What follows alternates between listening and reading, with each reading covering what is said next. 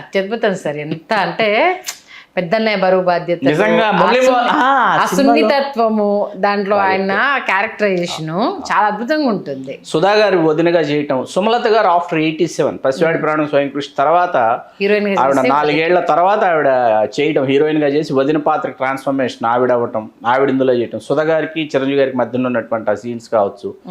తర్వాత ఆ సినిమాలో అండి మురళీమోహన్ గారిని చూస్తుంటే మన జాలేస్తుంది. అవును, అదే అంటున్నా. మనకి ఆయన బరువు బాధ్యతలన్నీ మోస్తుంటే, మరీ పర్టికులర్లీ శరత్ కుమార్ వచ్చి ఢిల్లీ దాకా వెళ్ళాలంటే ఎంత అవుతుంది ఏంటి ఉంటే ఎంత అవుతుంది అంటే ఇంత అవుతుంది అంత అవుతుంది అని చెప్తుంటే, అంత అవుతుందా అదేదో మా పెద్దన్నయ్య సర్దుకుంటాడులే అంటాడు చిరంజీవి గారు.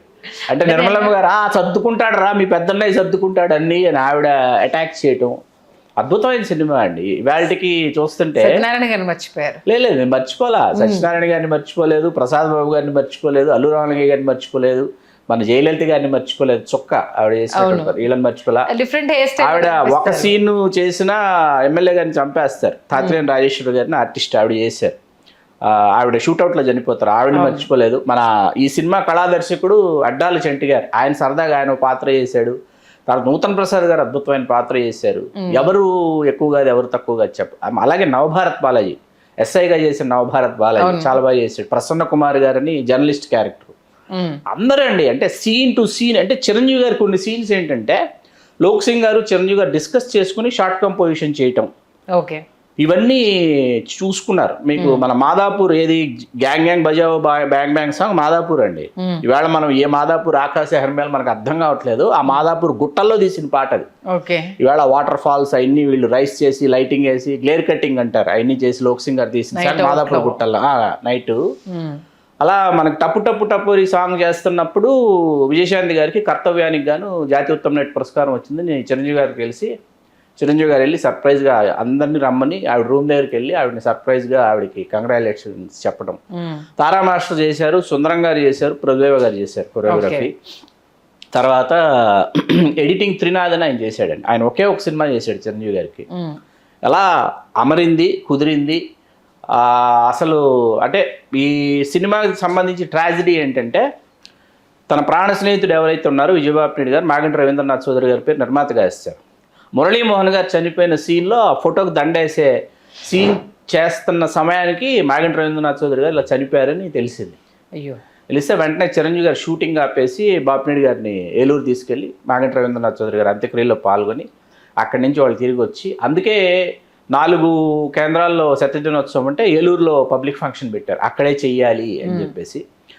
డోరినార్ ఫ్లైట్ ఆ రోజుల్లో గంటకు 40,000 రెంట్ విజయమాల్య గారిది. 40,000 8 అవర్స్కి తీసుకున్నారు. అది 8 అవర్స్ కాస్త 12 అవర్స్ అయింది, పే చేశారు. మార్నింగ్ తిరుపతిలో చేసేసారు, మధ్యాహ్నం Hyderabad, evening Eluru public function, రాత్రికి విజయవాడ వచ్చారు. వజ్ర కిరీటం అదే స్వర్ణ కిరీటం చిరంజీవి గారికి ఏలూరు పబ్లిక్ ఫంక్షన్ లో విజయబాబు నాయుడు గారు స్వర్ణ కిరీటం స్వర్ణ దండం చిరంజీవి గారికి అందించినటువంటి ఏకైక దర్శక నిర్మాత విజయబాబు నాయుడు గారు.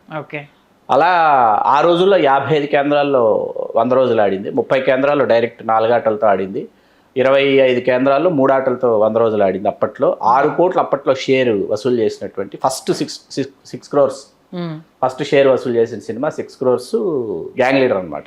Even highest black ticket rate కూడా గ్యాంగ్ లీడర్ అని విన్నాను. రేర్ ఈ మధ్య ఫేస్బుక్లో రేర్ ఫోటో, అంటే ఎంతమంది జనము ఆ సినిమా కోసము ఫస్టే చూడాలి అనేసి అని ఎటు చూసినా మొత్తం జనసందమే కనిపించింది. అమ్మో ఈ రేంజ్ ప్రభంజనం అది అని అనిపించింది. తమిళ్లో డబ్ చేశారండి, తమిళ్లో గ్యాంగ్ లీడర్ పేరుతో చెన్నై వస్తున్న, అప్పుడు మద్రాసు వస్తున్న తెలుగు తుఫాన్ అని చెప్పి అక్కడ ఏం చేశారంటే బాపినేడు గారు ఒక భలే పబ్లిసిటీ స్టంట్ అవుట్ చేశారని. ఆయన ఏం చేశారంటే అప్పటి వరకు తమిళ సినిమా పరిశ్రమలో హీరోల కటౌట్ సైజ్ ఎంత అని కనుక్కున్నారు. థియేటర్ ముందు పెట్టే కటౌట్ సైజ్ ఎంత అని కనుక్కొని దానికంటే ఎత్తున్నటువంటి ఒక 30% 40% ఎత్తున్నటువంటి కటౌట్ను పెట్టడం మొదలు పెట్టారు. ఓకే, పెట్టేటప్పటికి 38 స్టేషన్స్లో తమిళనాడులో రిలీజ్ చేశారండి. అక్కడ 100 days ఆడింది తమిళ్. అవునా? తమిళనాడులో 100 days తమిళ వెర్షన్ మలయాళంలో వేశారు. కేరళ తీసుకెళ్ళేస్తే అక్కడ అదరగొట్టింది. సాయి కుమార్ గారు డబ్బింగ్ తమిళం చిరంజీవి గారికి ఆడేటప్పటికి అరే భలే ఉందే చిరంజీవి గారి సినిమాలు మలయాళంలోకి ఇక్కడ కేరళకి తీసుకొచ్చి తమిళ వేస్తే ఆడుతుందని, అది గరానా మగుడు హే హీరో అక్కడికి రావడానికి హే హీరో పేరిట ఘరానా డబ్ చేయడానికి గ్యాంగ్ లీడర్ పునాది వేసింది అనమాట. అట్లా గ్యాంగ్ లీడర్ వెలకట్టలేనటువంటి జ్ఞాపకాలు అభిమానులకు ఇచ్చింది, ప్రేక్షకులకు ఇచ్చింది. విజయబాబు నాయుడు గారికి ఇంట్లో ఆ చివరి నుంచి ఈ చివరి వరకు గ్యాంగ్ లీడర్లో ఉన్న చిరంజీవి గారు స్టిల్ ఉండేదన్నమాట. చెప్పా పెట్టకుండా చిరంజీవి గారు ఒకరోజు road number 12 Banjara hills MLA కాలనీలో ఉండేది. ఆయన ఇంటికి చిరంజీవి గారు వచ్చేసారు ఒకరోజు. ఇదేంటి వాళ్ళ లుంగి ఎలా కట్టుకొని బయట అలా తిరుగుతూ ఉంటే చిరంజీవి గారు కారు దిగుతున్నారు అనమాట. ఏంటంటే చెప్పా పెట్టకుండా వచ్చేసంటే నా ఫోటో చూసుకుని వెళ్దామనండి అన్నట్టు చిరంజీవి గారు.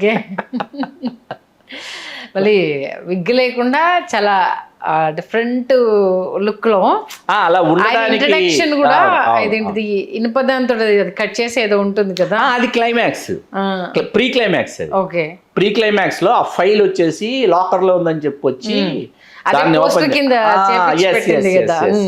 భలే అందంగా ఉంటది. అంటే దానిలో అందంగా ఉండడానికి కారణం చిరంజీవి గారు ఏంటంటేనండి, మీకు ఇలా మధ్యతరగతి యువకుడు అని చెప్పారు. చెప్పగానే ఏంటంటే చిరంజీవి గారు వెంటనే తన పర్సనల్ కాస్ట్యూమర్ షాజీ అని ఉండేవారు, షాజహాన్ చక్రవర్తి ఆయన పేరు. ఆయన పిలిచి నాకు రెగ్యులర్గా వేసే డ్రెస్సులు కానీ కాస్ట్లీయెస్ట్ కాస్ట్యూమ్స్ కానీ ఎట్టి పరిస్థితుల్లో ఉండకూడదు, నాకు ఫేడెడ్ జీన్స్ అట్లాగే కాటన్ షర్ట్స్, పైన 2 బటన్స్ కాటన్ షర్ట్స్ ఫేడెడ్ జీన్సే కావాలని చెప్పి, అవి మార్కెట్లో అండి గ్యాంగ్ లీడర్ షర్ట్స్ అని వచ్చే తర్వాత ప్రతి ఒక్కడు రిలీజ్ చేశాడు.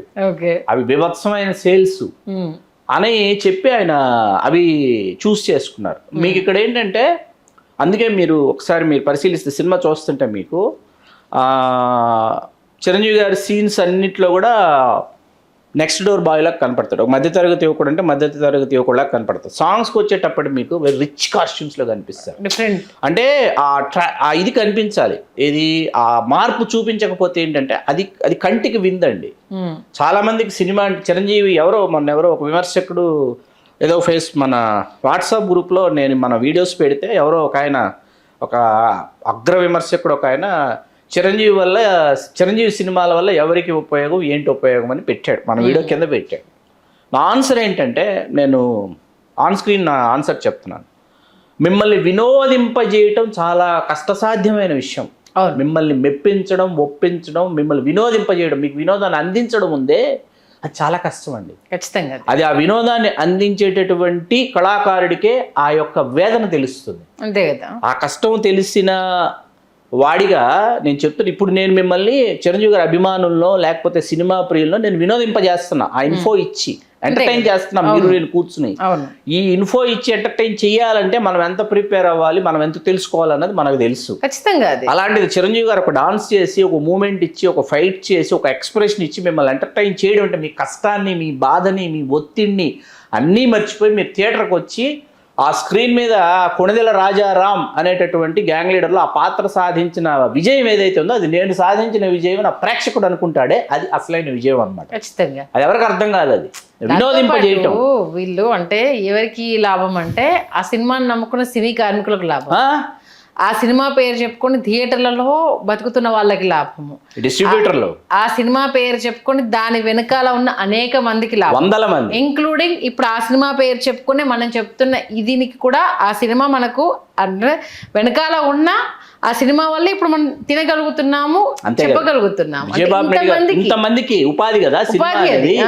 విజయబాబు నాయుడు గారు ఇవాళ లేరండి. ఆయన సృష్టించినటువంటి సంచలనాలు, ఆయన చేసినటువంటి ప్రయోగాలు, వాటిని స్మరించుకోవాలి కదా. ఖచ్చితంగా లేకపోయినా స్మరించుకోవాలి కదా. ఇంత మాట్లాడుకొని బప్పీ లహరి గారు సంగీతం సాంగ్స్ చేశారండి. నేపథ్య సంగీతం కోటి గారి అన్నయ్య సాలూరు వాసురావు గారు చేశారు. మొత్తం సినిమా మొత్తం నేపథ్య సంగీతం సాలూరు వాసురావు గారు అందించారు. అది మొత్తానికి గ్యాంగ్ లీడర్ అనేది ఒక కీర్తి కిరీటం చిరంజీవి గారు. అవునన్నా కాదన్నా, ఆడియో ఫంక్షన్స్ని అలాగే మన 100 days ఫంక్షన్స్ని కూడా విజయబాబు నాయుడు గారు ఆ రేంజ్లో చేయడం అనేది అప్పుడు ఆయనకే చెల్లింది అనేసి మీరు చాలా సందర్భాల్లో చెప్పారు. చెప్పడం కాదు, ఇప్పుడు మీరు నన్ను అడగడం, నేను ఆయనతో ఎలా చేశారండి అంటే, ఏమో అలా చేసేసామంటాడు ఆయన. పాసిబుల్ అండి కాదు, అసలు ఎలా చేశారు డీటెయిల్స్ ఏమైనా చెప్తారేమో ఆయన. ఇప్పుడు కాదండి, ఇవాళ స్మార్ట్ ఫోన్ ఉంది, communications all are very easy. కదా ఇవాళే చేయలేకపోతున్నాం. అలాంటి ఈవెంట్స్ చేయాలనుకుంటే చాలా కష్టసాధ్యమైన ఖర్చుతో కూడుకున్న పనులు. అంటే ఇక్కడ ఆ రోజుల్లో ఎలా చేశారండి మీరు, ఎట్లా సాధ్యమైందండి అని అడిగితే ఏంటో అలా కుదిరింది అంటాడు ఆయన. అండర్లైన్ చేసిన పాయింట్ ఏంటంటే అప్పుడు అభిమానులు అరే మా హీరోది ఈ ఫంక్షన్ జరుగుతుంది అన్నప్పుడు ఆ కోఆర్డినేషన్ వాళ్ళకి జరిగేది. ఇప్పుడంటే పైసా ఉంటే పని. అప్పుడేంటి ఒక మాట చెప్తే అరే బాపిరెడ్డి గారు చెప్పారు అనేసి మన చిరంజీవి గారిది ఇది, లేదా మన బాలకృష్ణ గారిది ఇది, మన నాగార్జున గారిది ఇది అనేది ఆ మాటతో మా హీరో కోసం చేస్తున్నామని ఆ పిచ్చి అభిమానం అప్పుడు ఎక్కువ ఉండేది. కాబట్టి కొన్ని పనులు అభిమానంతో జరిగిపోయి ఇంకొన్ని పనులు డబ్బులతో ముడిపట్టి జరిగి ఉండేవి. అంత సింపుల్ లాజిక్స్.